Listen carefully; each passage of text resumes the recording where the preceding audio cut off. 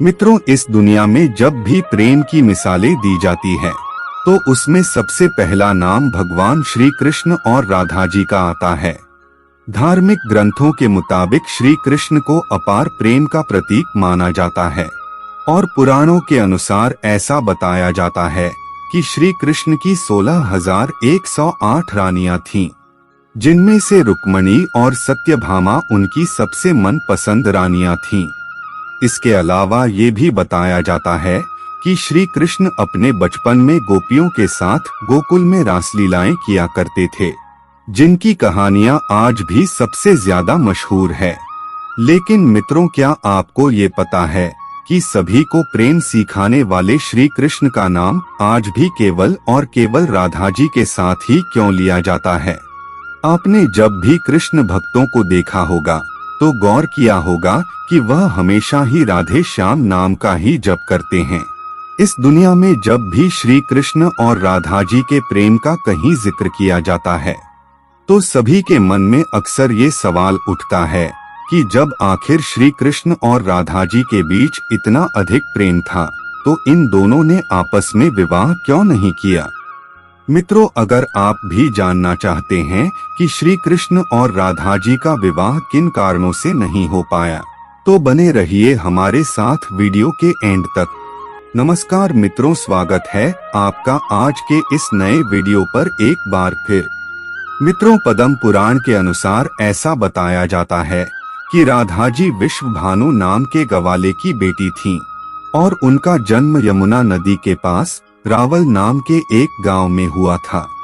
कुछ समय बाद राधा जी के पिता बरसाना गांव में आकर बस गए थे, लेकिन दूसरी तरफ कुछ विद्वानों का ऐसा मानना है कि राधा जी का जन्म बरसाना गांव में ही हुआ था। इसी के साथ ब्रह्म वैवर्त पुराण के अनुसार ये बताया गया है कि राधा जी श्री कृष्ण से उम्र में 5 साल बड़ी थीं और उनकी सबसे अच्छी मित्र भी थीं।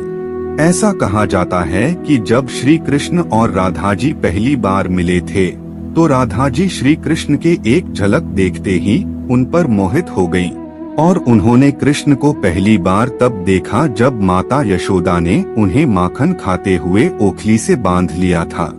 मित्रों, जब श्री कृष्ण बांसुरी बजाते थे तो उनकी बांसुरी की धुन सुनते ही राधा जी दीवानी हो जाती थीं और बेसुध होकर नाचने लगती थीं।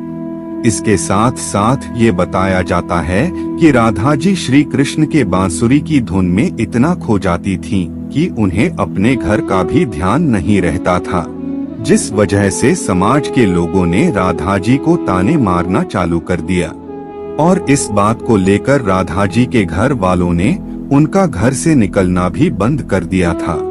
लेकिन जब श्री कृष्ण जी को यह बात पता चली कि राधा जी के घर वालों ने उनका घर से निकलना तक बंद कर दिया है तो उन्होंने ये बात यशोदा माता को बताई और वो राधा जी से विवाह करने की जिद करने लगे। लेकिन लाख कोशिश करने के बावजूद भी श्री कृष्ण माता यशोदा को नहीं मना पाए और माता यशोदा ने श्री कृष्ण को ये कहकर टाल दिया कि एक तरफ तो राधा जी उनसे उम्र में 5 साल बड़ी हैं और दूसरी तरफ उनका विवाह भी पहले से तय हो चुका है। यशोदा माता ने जब यह बात नंद महाराज को बताई तो उन्होंने भी श्री कृष्ण को बहुत समझाया और राधा जी से विवाह न करने की सलाह दी। लेकिन इतना समझने के बावजूद भी जब श्री कृष्ण राधा जी से विवाह करने की जिद नहीं छोड़ रहे थे तब नंद महाराज श्री कृष्ण को ऋषि गर्ग के पास ले गए और जब श्री कृष्ण ऋषि गर्ग के पास गए तो ऋषि गर्ग ने श्री कृष्ण को बताया कि उनके असली माता पिता देवकी और वसुदेव हैं, जिनको उनके मामा कंस ने बंदी बनाकर रखा है।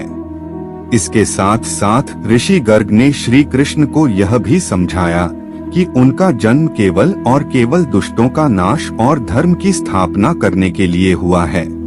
और जब ऋषि गर्ग ने श्री कृष्ण को उनकी वास्तविकता से परिचय कराया तभी से राधा जी और श्री कृष्ण के बीच दूरियां पैदा होने लगी। कुछ समय बाद श्री कृष्ण जब और बड़े हुए तो उन्हें कंस के बुलाने पर वृंदावन छोड़कर जाना पड़ा। कहा जाता है कि जब श्री कृष्ण वृंदावन छोड़कर मथुरा जा रहे थे तो वो चुपके से राधा जी के घर उनसे मिलने पहुँचे थे और उनसे बिना कुछ कहे ही उनको अपनी बांसुरी तोहफे में दे दी थी।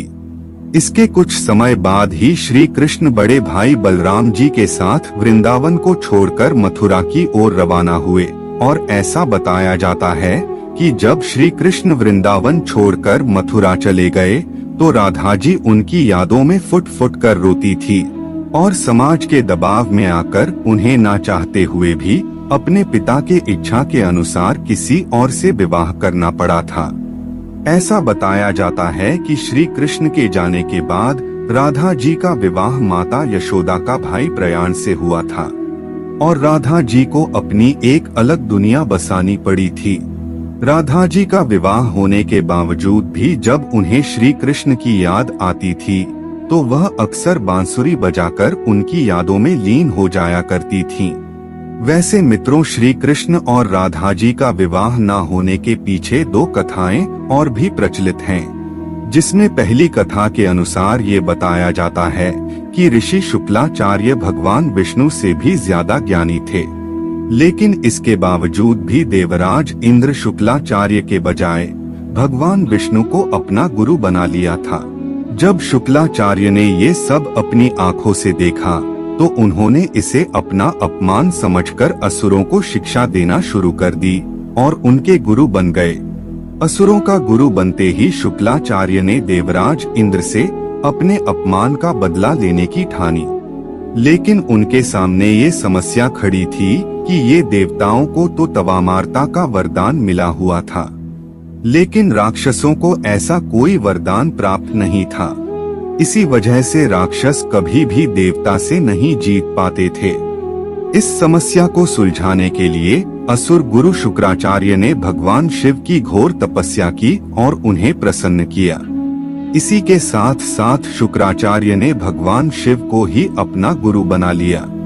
भगवान शिव को अपना गुरु बनाते ही शुक्राचार्य ने उनसे मृत संजीवनी वरदान पाने की सोची।